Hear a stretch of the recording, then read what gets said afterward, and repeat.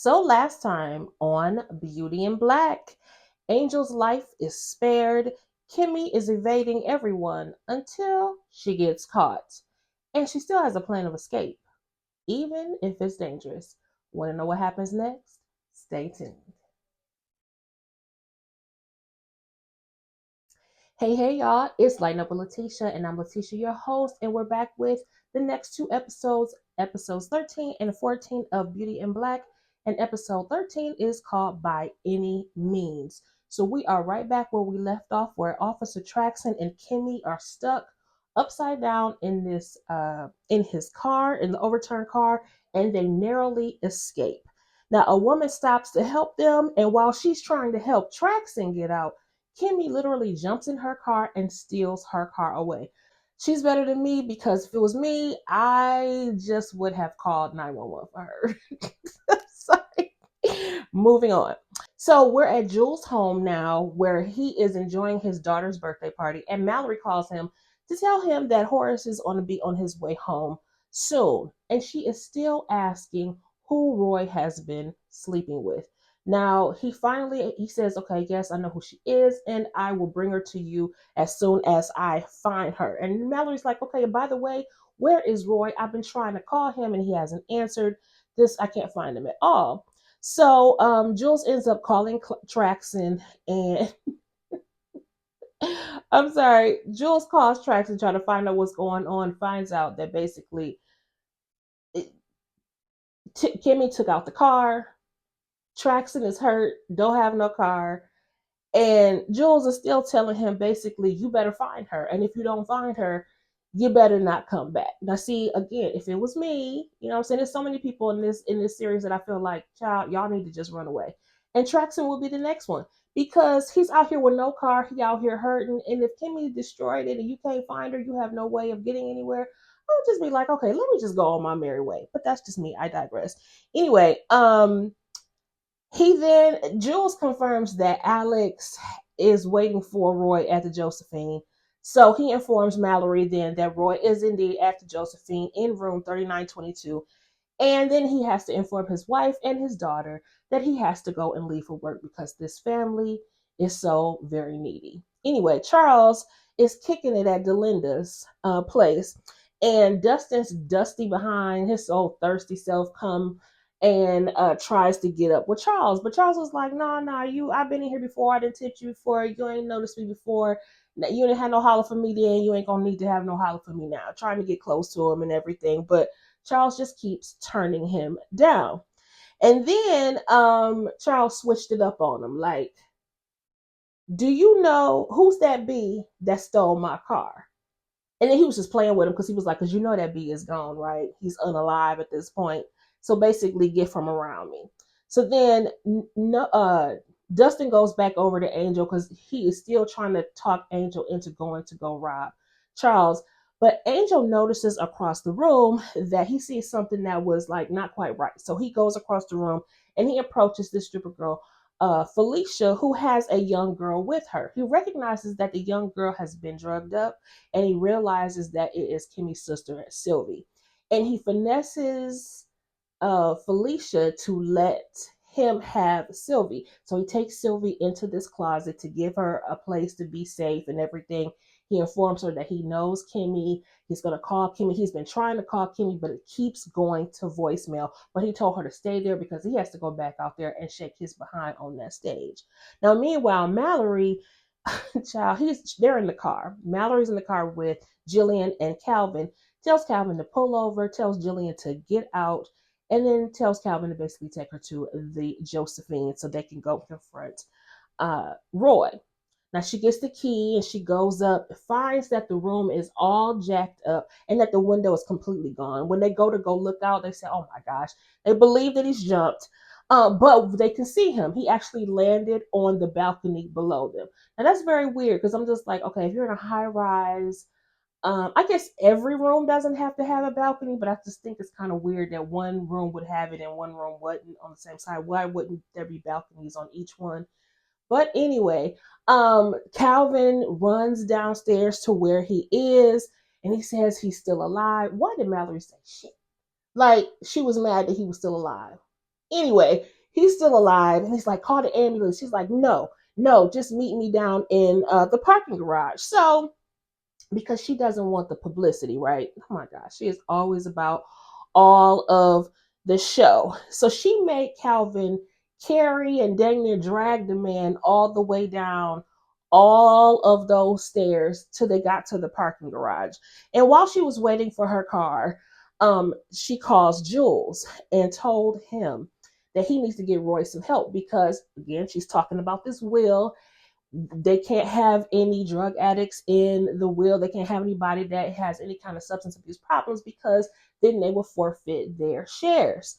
So of course, he cannot, he cannot die basically under overdose because then they will forfeit those shares. So she finally did meet them in the parking garage. They ended up taking Roy to the hospital. And while in the car, Mallory calls Dr. Peter at the hospital to let them know privately that they will be coming in. Now, meanwhile, at the hospital, Kimmy comes to Rain's room and she finds Horace there because meanwhile, Rain is in surgery at this time. So she comes in, of course, with her main question, where is my sister? I just want my sister. I just want Rain. Where are they? She said, listen, I'll even double what I owe Jules. I just want my sister and I just want Rain.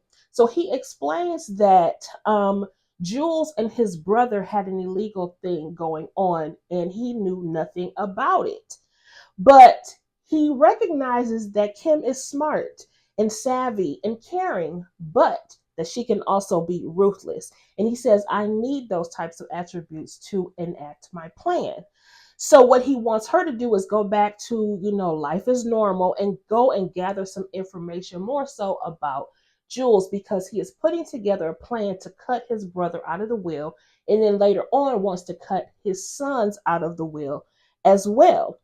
So one of the lines here that we got from Horace, though, this was one of the lines of the season that we just absolutely love. Because Kimmy was saying to him, hey, I just don't want to deal with Jules because he's a demon. He said, you sitting here with the devil and you worried about a demon? Whoa, whoa, whoa, whoa, whoa.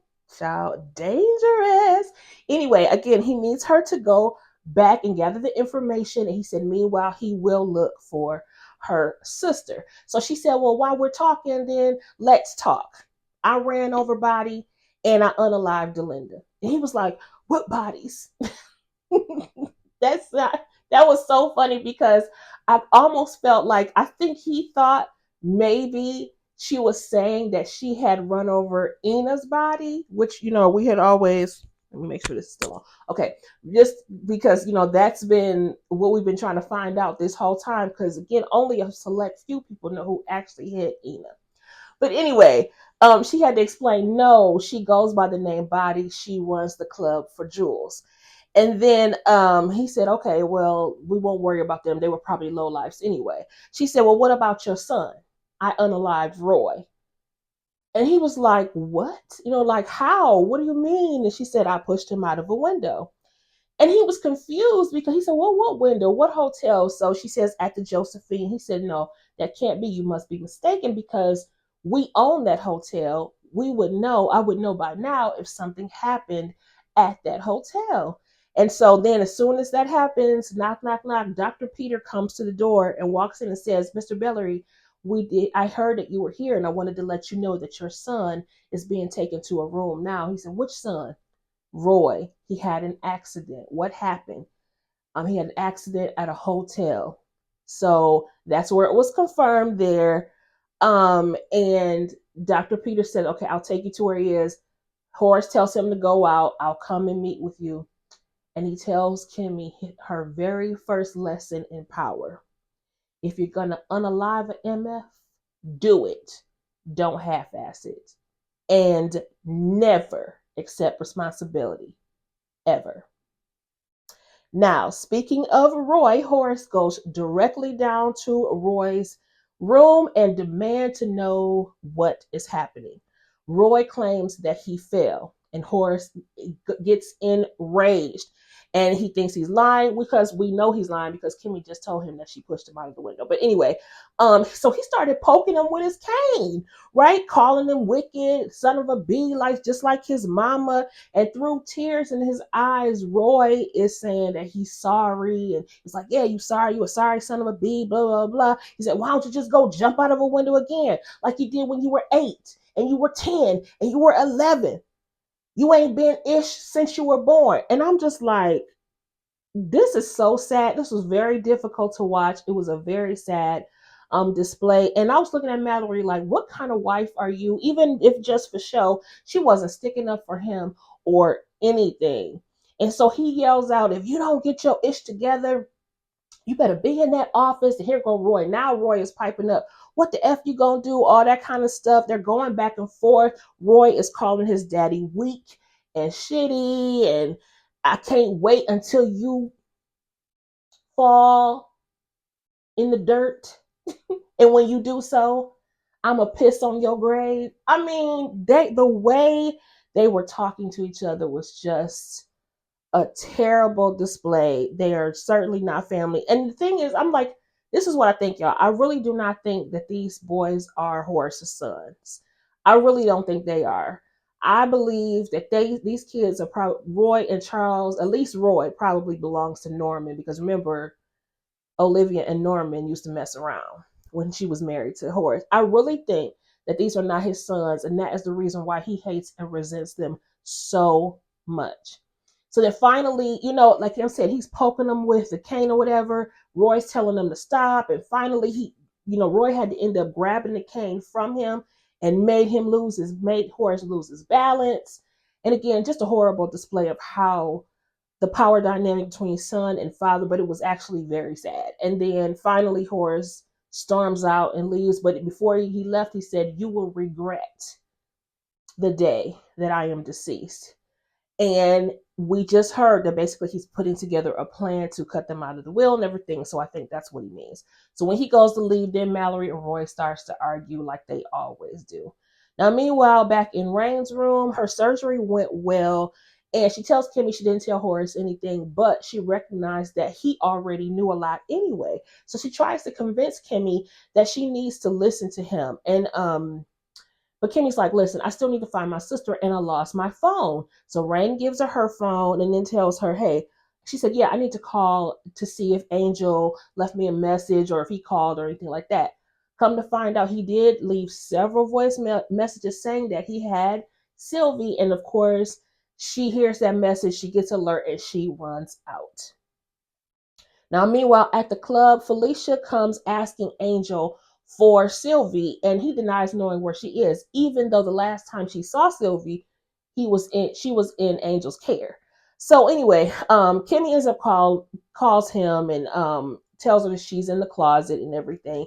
And he told her to hurry up and get there because he can't stall them off much longer.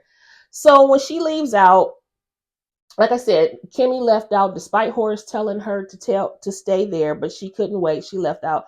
Felicia comes back with Alex, asking Angel about Sylvie. He gets to roughing Angel up and everything. Finally, he admits, he's like, I know you know, Kimmy, I know you know that that's her sister. Where is she? Roughing her up. And Traxon has to actually come over there and save him, tells him to get his behind back up on the stage.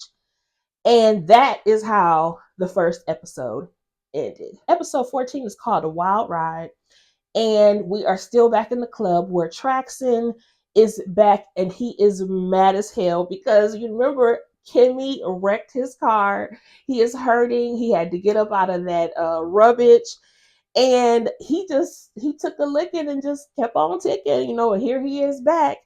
And Traxon and both Alex are looking for Sylvie at this point. Now, back at the hospital, Roy is complaining of back pain and wanted to get a few more pain meds. And the doctor explained that they have already given him a lot. So then here go Mallory talking about, well, he has a drug problem already, and HIPAA law says she can't say anything anyway. So maybe we could just get you to basically get into this rehab program because Roy kept threatening to leave, right? She's like, no, we can keep you here. We can tell the doctors to keep you here because you need to stay because you need treatment. And so, oh my gosh, after Roy begs Mallory to leave, she finally does. But when she does so, she takes his phone and she's walking out trying to get his password, trying to get into his phone where she runs into Jules. And she asked Jules about this woman that Roy was messing around with again. All this stuff going on. Her husband is in the hospital. Her father in law is kind of going rogue, and she's still worried about who her husband was messing with. I just don't understand the priorities of these people. And meanwhile, nobody's doing anything at Beauty and Black. Nobody's doing anything about this lawsuit that they're in the middle of. But I digress. Okay, so in Roy's phone, Mallory sees a text from Kimmy that mentions the strip club. So she calls Charles and says, "Hey, what's that place you told me to meet you at again?" He said, "Delinda's Dolls and Dudes." So she sets off to go meet him there. And when Calvin takes her in, he was like, "This is kind of a sketchy place. You sure you want to go there?" She said, "Aren't you a bodyguard?" "Well, then guard my effing body." Mallory is a mess. Anyway, so then Horace calls Varney, asking him for a whole legal team for him to put it together, as well as cameras, and to have all of those people, along with a judge that the family does not know, to meet him at his home tomorrow. Now, I think I forgot to mention in a previous episode that when he previously talked to Varney about this will, when he was trying to set up things to try to cut out his other people, he wants to make sure that his sons for sure do not get his shares. And Varney did tell him at that time, well, the only way, this is the way, same way I told Norman, the only way that your shares won't go back to the rest of the shareholders is if you have a wife. So it looks like he might be setting up something like this, right?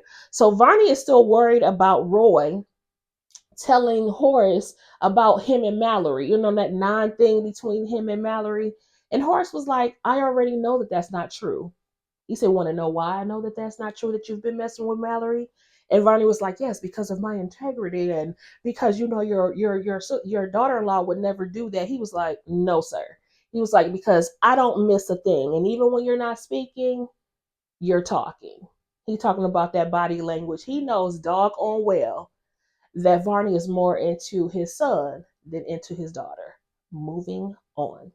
So then Jules goes to see Roy, and he reveals to Jules that Kimmy pushed him out of the window, even though Jules already knows this information. But at this point, everyone wants a piece of Kimmy. Mallory wants her. Roy wants her. Jules wants her. Everybody wants to jack up Kimmy. And they've been even to the point where in this stupid conversation, a very stupid conversation, they were arguing about who would get her first between Roy and Mallory. Anyway, it's revealed here that Jules set this up with Roy in the first place. I mean, we knew that from the very beginning, but Roy made a confession kind of like, "You said she was going to be more like Jillian. You said she was going to be like in the office and talking." So apparently Jules had promised that Kimmy was going to be someone that he could flaunt around, and not be such a, what he believes is a hood rat. Anyway, but anyway, he even made a comment about Jillian now acting all slutty and being all over him in the office. Again, this conversation was very stupid. But anyway, Jules did tell him, "I have eyes on Kimmy. We're going to find her soon." And as he's leaving, Traxon comes up there to update him that now Sylvie is missing. We see Norman, along with this hood dude, security dude that works at the club. He and this guy are sitting at the warehouse, outside the warehouse, listening to some dudes talking. And they overhear them talking about Olivia taking out their people. And Norm, at this point, Norman is just determined to find Debo because he wants to know whether or not Jules is lying to him. But they did figure out that Olivia was the one that set up Horace here. Now, back in Rain's room, Horace was sitting there while Rain was sleeping, and when she wakes up, Horace is looking for Kimmy. And he was trying to tell her, "Listen, at some point you're going to have to trust me. You're going to have to trust something. Tell me where she would go. I want to help her." And Rain was like, "I really want you to help her. She probably went to the club." So he goes to leave, and Rain calls Kimmy to let her know that he's going to be there to help and that she needs to just lay low or whatever. But meanwhile, Kimmy is sitting outside the club, even though Rain told her to wait and begging her to just trust Horace at this time.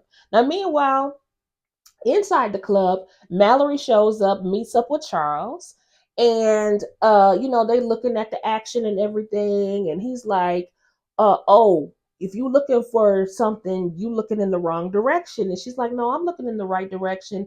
He was alluding to the fact that the girls were over here and the guys were over here. She said, no, I'm looking in the right direction, because what she was in the club was looking for was Kimmy, honey. Okay. And she alludes to the fact that Roy had been messing around with some girl from the club.